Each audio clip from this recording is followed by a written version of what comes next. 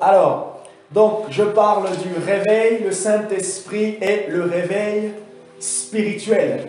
Je veux clôturer aujourd'hui le sommeil spirituel, mais j'étais en train de faire une petite aparté, une petite parenthèse sur la présence tangible de Dieu. Okay?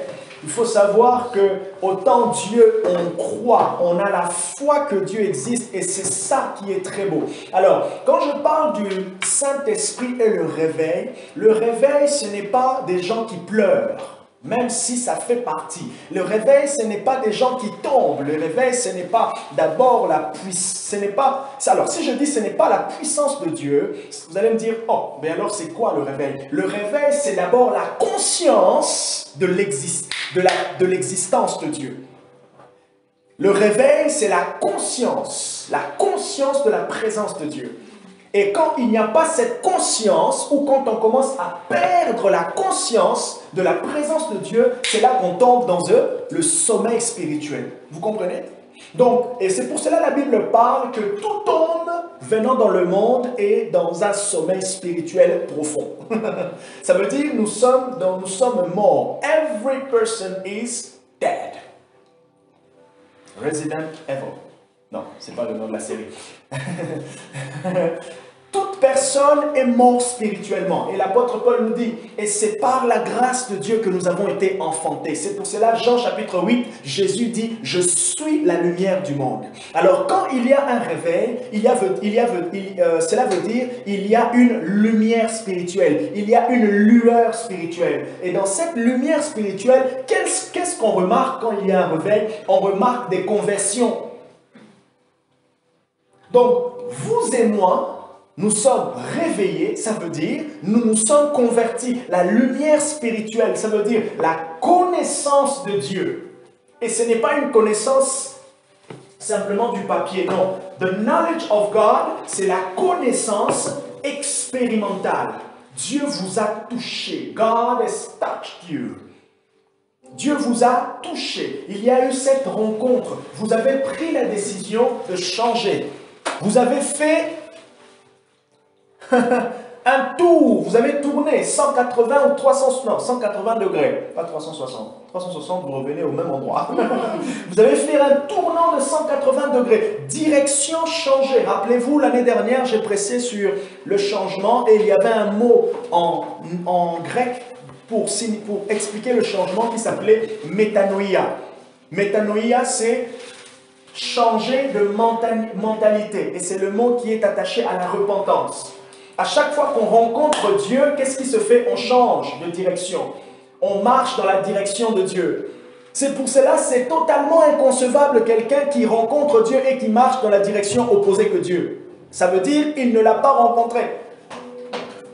Celui qui rencontre Dieu sur son chemin, il marche dans la direction de Dieu. Rendez-vous, je vous donne encore le teaser. C'est pour cela l'apôtre Paul, il avait compris quelque chose de puissant sur la vie chrétienne. Il nous encourage, il dit, évitez, rejetez toute souillure. Rejetez l'ancienne vie. Pourquoi? Parce que c'est en contradiction avec l'expérience que vous avez faite. Et c'est là qu'au fait, de fois, nous ne comprenons pas très bien le message concernant le péché et la sainteté. On pense en fait qu'on est en train de nous taper sur le doigt pour abandonner les choses. Et pourtant, on est simplement en train de nous dire, d'attirer l'attention sur notre identité. Tu as rencontré Dieu, mais qu'est-ce qui se passe? Est-ce que, imaginez Macron qui est président. S'il fait des choses qui sont à l'encontre du statut présidentiel, tous les opposants vont dire quoi? Incohérence, incohérence, incohérence, incohérence. C'est pour cela, Paul, quand il parle de la vie chrétienne, il donne les bienfaits de la vie chrétienne, il loue ce que nous sommes en Christ. Et qu'est-ce qu'il fait encore, Paul? Qu'est-ce qu'il fait? Il met en garde, il attire notre attention, il dit évitez telle chose, évitez, regardez votre conduite. Pourquoi? Parce que vous avez rencontré Dieu. Et quand on parle du réveil, le réveil en anglais c'est Le réveil, revival. I'm preaching about the Holy Spirit and the revival. Okay. Et quand on parle du réveil, le réveil, c'est cette lumière. Ok? Et dans cette lumière, maintenant, les manifestations, le Saint-Esprit, il se plaît de se révéler de plusieurs manières. Les réunions sont remplies de l'expression de Dieu par le Saint-Esprit. Des cœurs se convertissent. Les péchés sont abandonnés. Rien n'est caché devant Dieu. C'est pour cela, je disais à Barbara, Dieu il est tellement bien que des fois on fait tellement des choses cachées, mais Dieu ne le révèle jamais aux gens. Pourquoi? Parce que déjà, premièrement, Dieu, il traite avec votre conscience. Donc, il traite déjà, et il est assez patient avec votre conscience qu'il n'a pas d'abord, il ne pense pas d'abord aller voir Jean-Marc et lui chuchoter quelque chose dans l'oreille. Mais c'est quand vous allez tellement vous endurcir qu'il va dire, bon Jean-Marc, je vais t'associer à un truc là. Et des fois aussi, Dieu ne peut ou ne pas associer quelqu'un. Il traite, il prend patience avec vous, il prend patience avec nous, il prend patience. Je vous prends comme exemple, mais je me prends aussi comme exemple. Si Dieu pouvait vous dérouler la face cachée, je pense que ça serait la dernière réunion que vous allez participer. Si Dieu pouvait vous dérouler la face cachée, vous allez arrêter de venir ici. Non, mais on a tous, et quand je dis face cachée, je ne dis pas que nous sommes un pied dedans, un pied dehors, on n'est pas, non. On a tous des choses dans lesquelles on travaille. Et Paul reconnaît cela, c'est là qu'il parle de la sanctification, mais il met en garde et il souligne, il dit, si vous marchez, vous vivez comme ça, vous n'êtes pas converti. Ok? Donc, le Seigneur nous encourage quelque part. Et aujourd'hui, je veux parler dans ce grand thème, le Saint-Esprit et le réveil. Je parle du sommeil spirituel. Et je veux vous donner maintenant les causes du sommeil spirituel et les remèdes. J'ai 5 points concernant les causes du sommeil spirituel et j'en ai 3 concernant les remèdes. Rassurez-vous, je veux clôturer aujourd'hui. D'accord? On va prendre un texte dans... Donc, les causes du sommeil spirituel et puis les remèdes pour sortir du sommeil spirituel. Prenez avec moi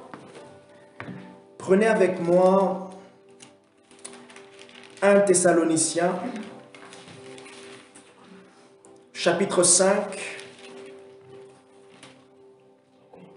1 Thessaloniciens, chapitre 5, à partir du verset, juste le verset 19. L'apôtre Paul dit ceci, c'est une petite phrase, c'est un peu comme le verset qui est dans Jean chapitre 11, je crois, le verset 39 ou 40, où il est dit « Et Jésus pleura ». 1 Thessaloniciens, chapitre 5, verset 19, l'apôtre Paul dit « N'éteignez pas l'esprit ». N'éteignez pas l'esprit. Quand vous voyez là, il y a la lumière qui brille. Ok? Et quand le Saint-Esprit est présent, c'est le symbole de la lumière. C'est le symbole de la vie. C'est le symbole de tout ce qui peut fleurir. Et l'idée, l'image derrière, quand il y a une activité de Dieu. Rappelez-vous, j'ai dit que le sommeil spirituel, c'est la cessation de toute activité de Dieu. Quand le sommeil spirituel vient, cela veut dire qu'il y a quelque chose qui a éteint, qui a étouffé l'activité de Dieu. Et Paul, il dit quoi? Regardez le verset 20, il dit « Ne méprisez pas la prophétie. » Parmi les choses qui empêchent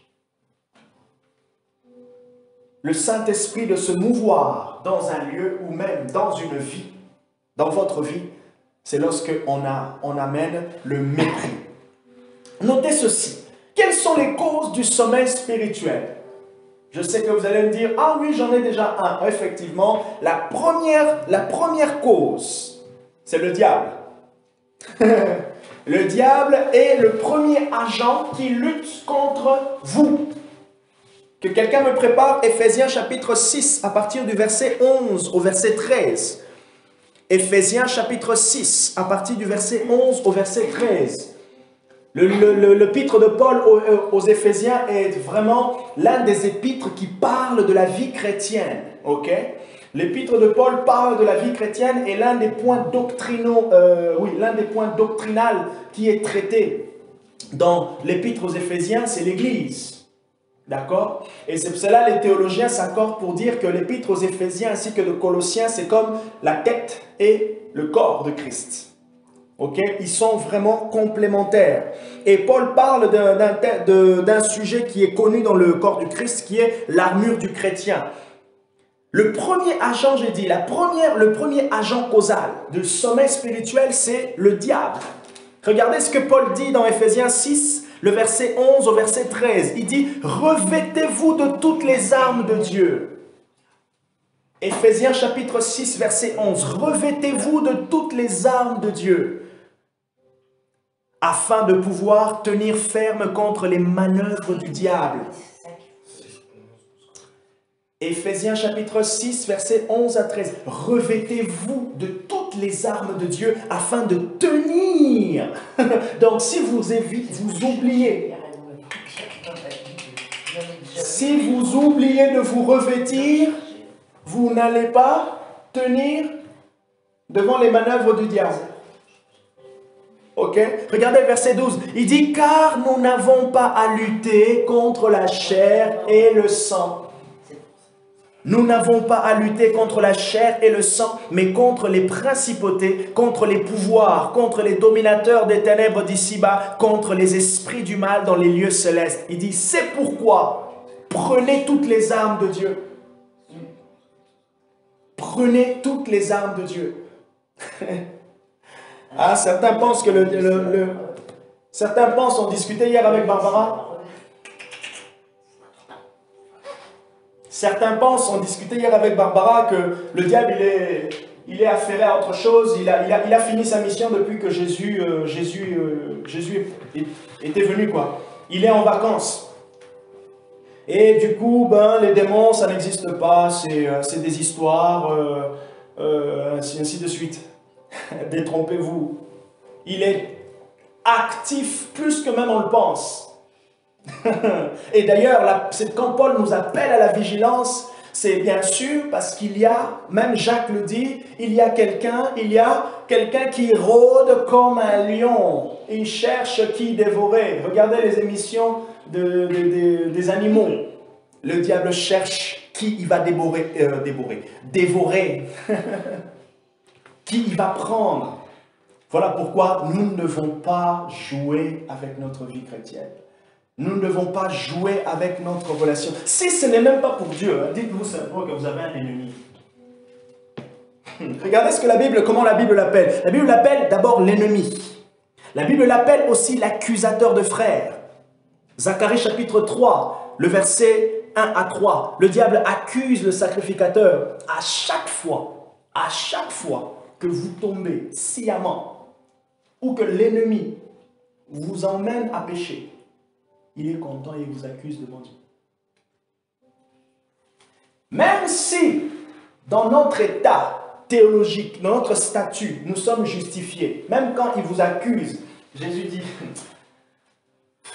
c'est pas grave, elle est toujours sainte. Mais le diable, ça lui plaît de nous accuser.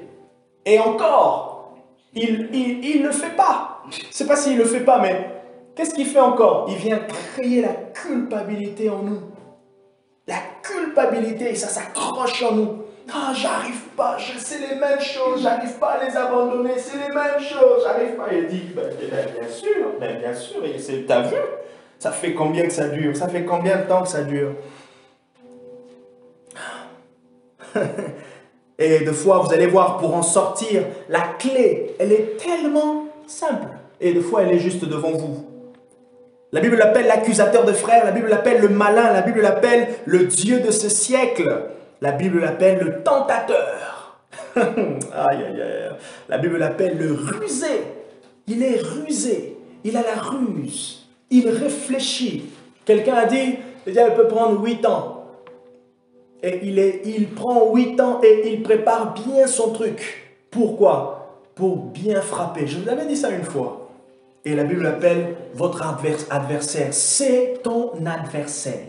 Et voilà pourquoi Paul dit, nous n'avons pas à lutter contre la chair et le sang. Apprenons à avoir aussi simplement l'angle spirituel. Ne dites pas toujours, ah, toutes les flemmes, c'est parce que j'ai été au boulot aussi, ceci. Ah, toutes les flemmes, ce n'est pas toujours parce que vous avez été au boulot, vous êtes fatigué, des trucs comme ça. Pourquoi? Parce que si des fois vous avez des soirées ou des petites sorties avec vos collègues de travail, là, des fois la flemme, après une bonne journée de travail, on peut aller boire une bière pendant 1 heure. Hein. Dans les beaux temps. Mais des fois on peut trouver lourd de venir à une réunion. Vous voyez? C'est pas toujours vous, mais regardons aussi simplement l'angle spirituel. Et nous sommes, la vie chrétienne, elle est spirituelle. Et si elle est spirituelle, elle doit se vivre spirituellement. Ça veut dire, on doit avoir d'abord l'angle spirituel, juger spirituellement avant de juger avec intelligence. 1 Corinthiens chapitre 2 ou chapitre 3, c'est là que Paul, 1 Corinthiens chapitre 2, les derniers versets, c'est là que Paul parle de l'homme spirituel. C'est qui l'homme spirituel ou l'être spirituel? L'être spirituel, c'est tout un chacun de nous. Nous, la partie invisible au fait. C'est elle qui a rencontré le Seigneur. Certains disent que c'est notre esprit. C'est la partie immatérielle de notre existence qui a rencontré le Seigneur. C'est lui l'être intérieur qui est régénéré, qui a reçu la lumière spirituelle. Ok? Maintenant, l'être spirituel, il vit dans un corps qui est encore assujetti aux faiblesses. Et pourquoi on attend Jésus? On attend Jésus pour qu'il y ait le corps physique délivré du péché. Voilà pourquoi on attend Jésus. Et maintenant, quand on enseigne sur entendre Dieu, c'est qui entend Dieu? C'est l'être spirituel qui entend Dieu. Vous voyez?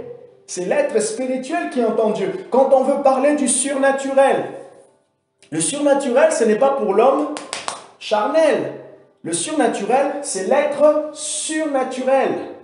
La partie invisible qui est en contact d'abord avec le chef suprême de tout ce qui est invisible, à savoir Dieu. Et c'est ce qu'il reçoit de Dieu qu'il peut communiquer de manière visible. Vous êtes encore avec moi? Ça va, Domoïna? Ça va? D'accord. Ok. Et donc, le diable, c'est la première personne qui lutte contre vous. Deuxième chose, la cause du sommeil spirituel, la séduction du péché, la séduction. Et ça, c'est la méthode. J'étais en train de prier le dimanche, le Seigneur me dit un truc sur la nostalgie. On dirait que le Saint-Esprit, j'en parlais avec Falène, le Saint-Esprit est en train de me faire comprendre. Imagine, Dieu me disait dans mes pensées, imagine quelqu'un qui était prostitué avant. Ça me dit, bon, comment est-ce qu'il va être attaqué? Quelle sera sa faiblesse? On dirait que Dieu est en train de me dire, la première faiblesse ou la première tentative de l'ennemi sera de lui rappeler ou de la rappeler sa vie d'avant. Il y a des personnes dans leur vie d'avant, ils ont eu comme des gains, ils ont eu comme des couronnes, ils ont eu comme une certaine satisfaction. Et dans cette satisfaction, ok, elles étaient contentes.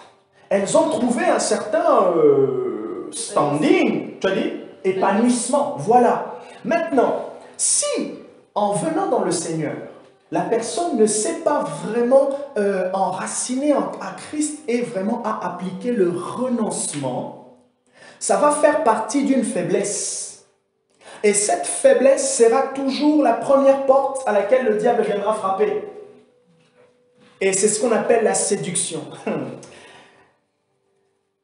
Que ce soit les hommes ou les femmes, tous, en fait, on peut tomber face à la séduction. Voilà d'ailleurs, Jacques dit quoi? Résistez au diable, mais fuyez l'impudicité. La séduction, c'est quoi? La séduction, en fait, c'est quelque chose que vous aimez, ok? Et maintenant, cette chose que vous aimez vous attire. Un pasteur a défini la tentation, la séduction du péché sous 4 termes. Il a dit l'attirance, là où l'attraction, après ça vient la délibération et après la décision, l'action.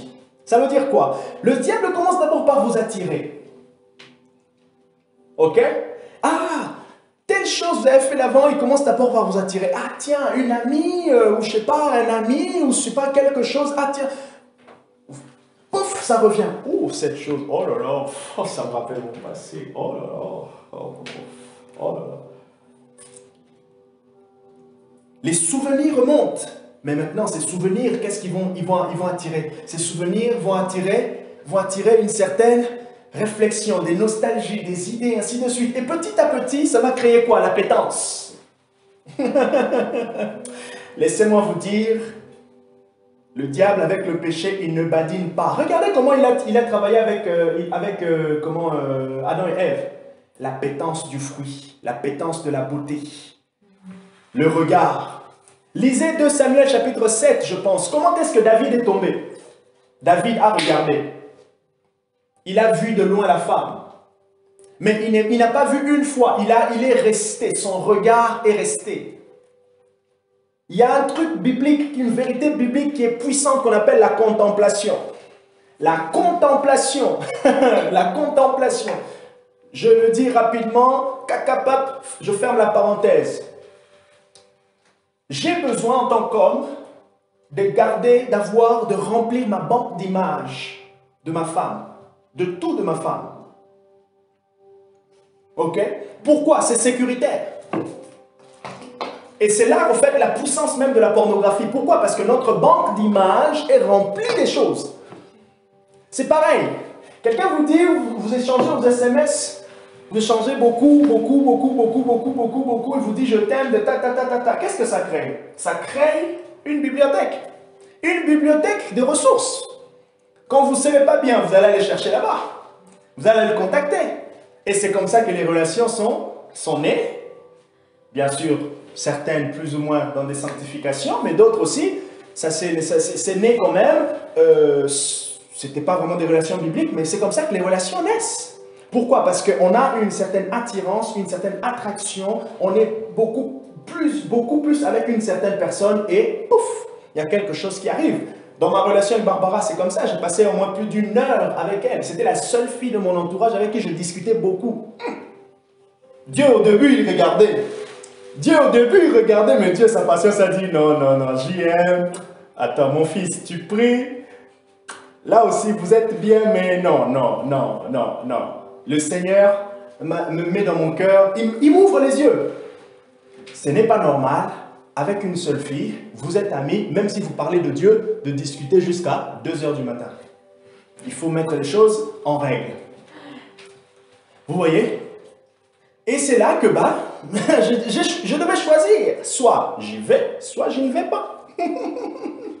La séduction du péché. Hébreux chapitre 3, versets 12 à 14. Troisième chose, la gloire et la richesse. Qu'est-ce que j'entends par la gloire et la richesse? J'entends par là simplement une certaine position, un certain confort. Aujourd'hui, vous priez pour le travail. Demain, quand le travail va venir avec la fatigue du travail. Et la fatigue du travail va petit à petit baisser votre motivation du départ. Les jeûnes du départ. Le samedi matin où vous jeûnez, vous ne jeûnez plus. Pourquoi? Parce que vous devez faire une grasse matinée, parce que vendredi, vous avez travaillé. Et pourtant, avant, vous étiez en train de jeûner. Et souvent, vous allez me donner des raisons, mais c'est tout à fait normal de faire une grasse matinée. C'est vrai, c'est tout à fait normal. Je ne vous blâme pas. Par contre, là où on oublie, c'est maintenant, quand je commence à travailler, je dois maintenant ajuster. Dieu n'est pas contre mon travail. Mais là où Dieu m'appelle maintenant, c'est dans l'ajustement. Comment est-ce que ma vie avec lui, ou ma vie de tous les jours, mon travail, ma femme, mes amis, comment Dieu rentre dedans? Ou comment est-ce que eux viennent s'intégrer dans ma vie avec Dieu?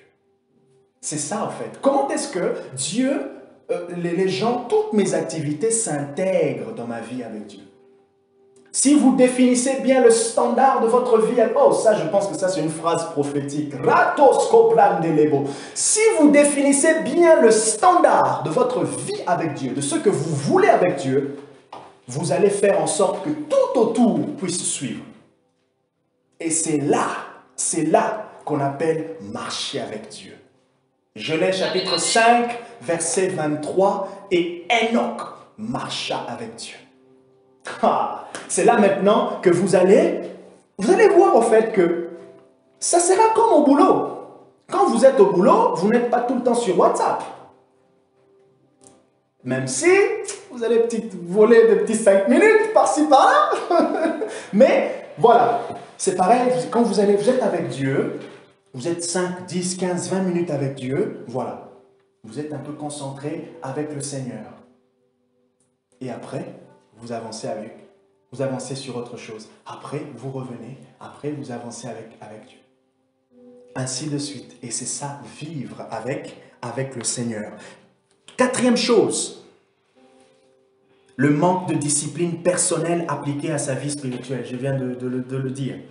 Paul rappelle à Timothée, d'ailleurs, il rappelle à Timothée le chapitre 2, 2 Timothée, chapitre 2, à partir du verset 3 au verset 6, Paul parle de la vie chrétienne en utilisant 3 images. Il parle de l'athlète, il parle du soldat et il parle du laboureur. Ok. Il dit à Timothée, si un soldat, il ne s'affaire pas des affaires il ne s'inquiète pas des affaires de la vie. Juste pour parler la manière dont on doit être concentré dans notre vie chrétienne. Concentré.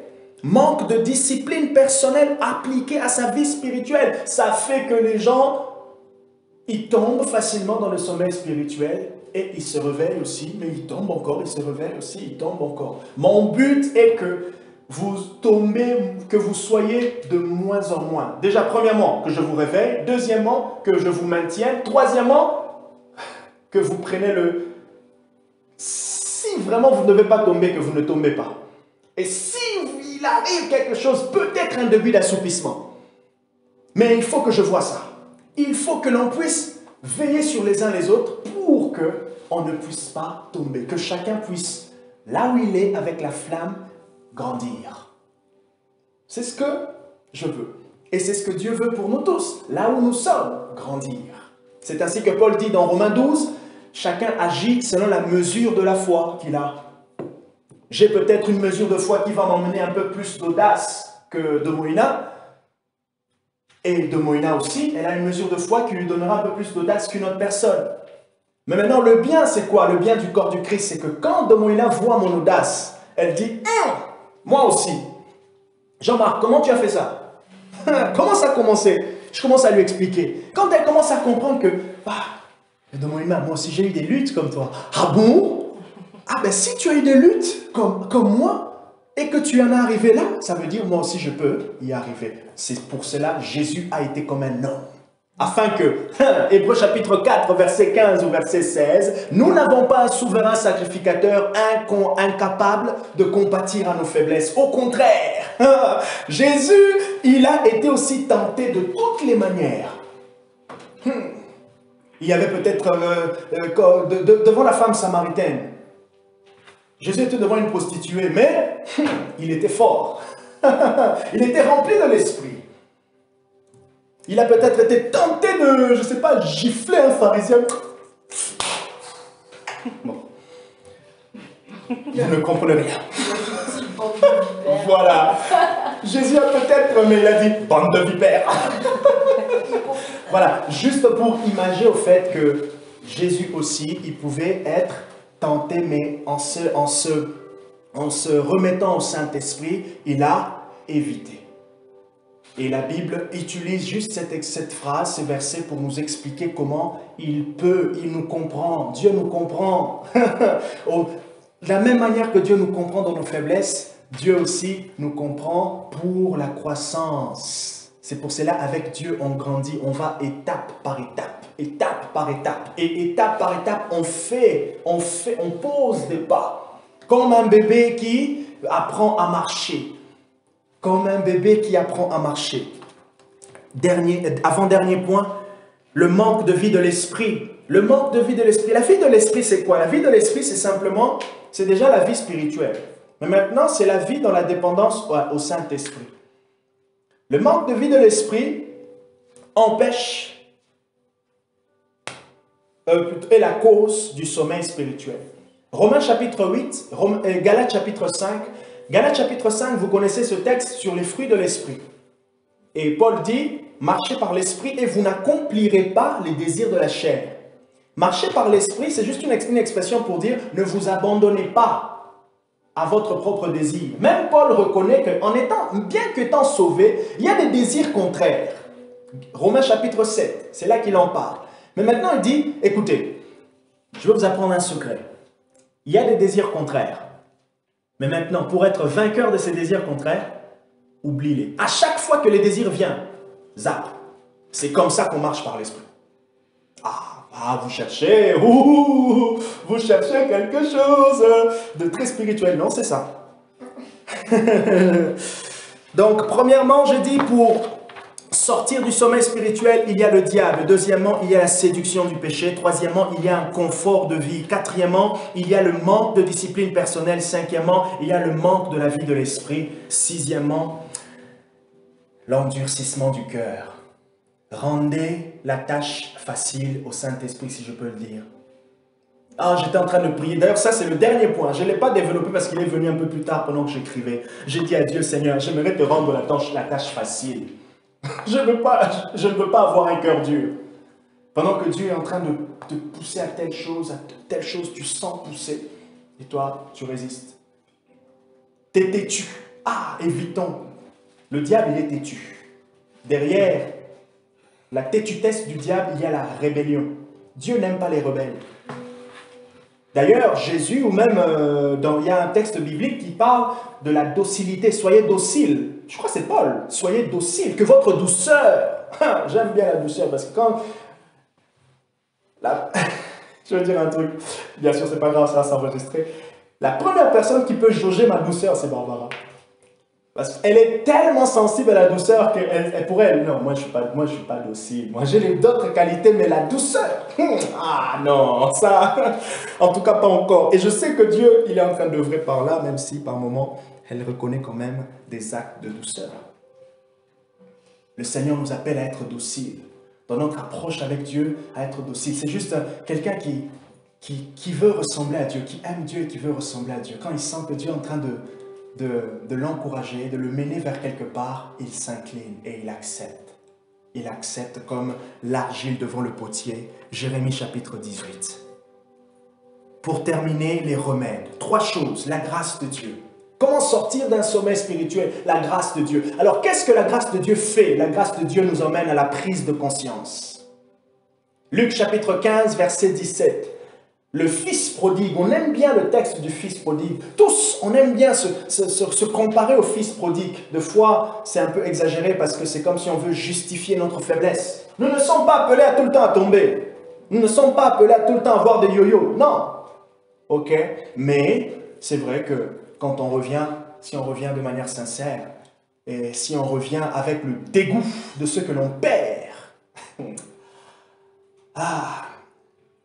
s'il y a un truc qui peut vous faire dégoûter, s'il y a un truc qui peut vous faire dégoûter, dites-vous, je n'ai pas envie de perdre.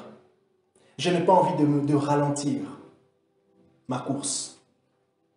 Si ça, c'est pas assez fort pour vous faire dégoûter le péché, bon, que Dieu vous amène à trouver autre chose. Mais, franchement... Et peut-être même que Dieu vous montre un peu la face du diable, comment il est sur vous. D'ailleurs, on va prier aussi. Parce que pendant que j'ai prié, j'ai eu l'impression d'avoir une face qui s'est présentée devant moi, avec une forme de moquerie. Et le Seigneur m'a amené à prier, et j'aimerais prier avec vous, avec certaines personnes, sur les moqueries. Le Seigneur me faisait comprendre qu'il y a des gens qui, on dirait, ils ont un esprit de moqueur qui les tient comme ça. Et les fait peur. La grâce de Dieu. Qu'est-ce qu'on ne pourra pas faire sans la grâce de Dieu? Paul dit à Timothée, 2 Timothée 1, verset 6, ranime le don. Quand la grâce de Dieu vient, c'est pour ranimer le don. Dieu le fait directement en nous parlant, par des prises de conscience, mais Dieu le fait aussi indirectement au travers des personnes qui peuvent recevoir un don spirituel, qui peuvent simplement, un frère qui dit « Ah, mais toi, tu m'encourageais beaucoup avant, pourquoi tu ne le fais plus ?» Les personnes disent « Ah, je n'ai plus beaucoup de temps ces derniers temps. Ah, ouais. » Et juste cette question, des fois, juste cette question, ça te... Je suis tombé dans un sommeil spirituel quand je suis rentré à la fac. Presque un an après, non, 6 mois après, ou presque 8 mois après. Et c'est quelqu'un qui m'a rappelé. En plus, c'était l'ennemi qui se moquait de moi. Il a dit, ah Jean-Marc, toi au début de l'année, tu nous conduisais dans la prière. Maintenant, tu rentres dans les tricheries. Je vous assure, j'avais l'argent pour tricher. J'ai gardé l'argent, j'ai refusé. Et je savais qu'en refusant, je reprenais mon année. J'ai repris mon année. Mais cette phrase, ça m'a tellement marqué. C'était au Congo, c'était pas ici en France. Ça m'a tellement marqué que plus jamais, le diable s'est moqué de moi comme ça. Mon Dieu. Deuxième chose, l'intercession. Quand nous prions pour les uns, pour les autres. Quand nous portons les uns les autres dans la prière. D'ailleurs, venez voir Marie, à la fin, elle pourra, elle se porte volontaire, c'est ça? Voilà, elle se porte volontaire de pouvoir recevoir vos sujets de prière, puisqu'elle va jeûner ce vendredi. Donc, elle peut prier avec vous. Paul était quelqu'un qui demandait la prière, quelle que soit son stature. D'ailleurs, c'est la preuve de l'humilité. Même Jésus, à Gethsemane, il a dit à ses disciples, venons prier, parce que le diable, il vient. Et d'ailleurs, vous voyez, le diable, il est venu, ils étaient où? Ils sont tous partis. Parce qu'ils ont manqué de vie, de prière. Et d'ailleurs, je vous encourage à nous rejoindre le samedi à 11 h pour prier ensemble. L'intercession, quand on prie pour les uns pour les autres. Genèse chapitre 19 nous montre comment, Genèse 18, 19 à 33 nous montre comment Abraham priait pour Sodome. Mais il priait pour qui? Il priait pour Lot qui était dans Sodome. Regardez comment il a tellement lutté avec Dieu, intercédé. Dieu, il proposait à Dieu, alors s'il y a 30 justes, alors s'il y en a 25, alors s'il y en a, jusqu'à alors s'il y en a un. L'une des motivations, si l'une des choses qui peuvent vous encourager à prier pour les uns les autres, dites-vous, Jésus aussi prie pour moi. Si Jésus prie pour moi, il intercède pour moi, à combien plus forte raison ne le ferais-je pas? Ne fût-ce qu'une pensée, ne fût-ce qu'une phrase. Seigneur, dans tout ce que Jean-Marc aura à faire cette semaine, je prie que tu le bénisses et que tu lui donnes la force. Vous avez aimé un de mes messages. Seigneur, je prie vraiment que tu inspires encore Jean-Marc parce que j'ai bien aimé le message qu'il a donné. Un peu de dédicace, s'il vous plaît. Troisième chose, la vie spirituelle, personnelle, active et disciplinée. Une vie spirituelle, personnelle, active et disciplinée nous maintient. C'est un remède pour ne pas tomber dans l'assoupissement spirituel. Premièrement, je dis la grâce de Dieu. Pour nous sortir du sommeil spirituel, c'est la grâce. Mais en dépit de la grâce, de fois la grâce, elle est attirée et manifestée par les intercesseurs, par ceux qui prient, par ceux qui prient pour les autres. C'est ce qu'on essaie de faire avec Phalène. On prie pour le réveil. Et la grâce de Dieu, elle est aussi manifestée, maintenue, elle grandit par une vie personnelle, active et disciplinée. Quand je parle de discipline, ne voyez pas le bâton derrière, non. La Bible parle des vertus. Ok? Ce sont des petites choses que vous pouvez vous dire, moi, tous les soirs, 20 minutes de louange, et puis je lis ma Bible. C'est ça, en fait, cette discipline. Et Paul nous encourage, Éphésiens chapitre 5, verset 15 et verset 19. Verset 15, il dit, soyez vigilants, veillez sur votre conduite. Et verset 19, il dit, entretenez-vous par des psaumes, des cantiques spirituels. L'entretien. Ça fait un moment que j'aime souvent prendre l'exemple du sport. Ça fait un moment que j'ai fait du sport, mais je veux bientôt reprendre. Hey! Je m'attends aux courbatures. Mais il faut que je reprenne. parce que c'est bon pour ma santé. Voilà ce que je peux dire sur les causes. S'il y a une chose que vous pouvez retenir sur les causes, dites-vous, j'ai un adversaire. Un adversaire qui est tellement motivé pour me voir tomber. Et s'il y a une chose que vous pouvez retenir sur les remèdes, dites-vous qu'il y a la grâce de Dieu, qui ne dépend pas de ce que je fais, mais qui dépend du cœur de Dieu pour moi, qui est constant. Et cette grâce me suivra toujours. Alors, parce que cette grâce me suivra, moi aussi, je vais veiller afin de faire grandir cette grâce et de marcher à côté de cette grâce. Que le Seigneur vous bénisse de m'avoir écouté.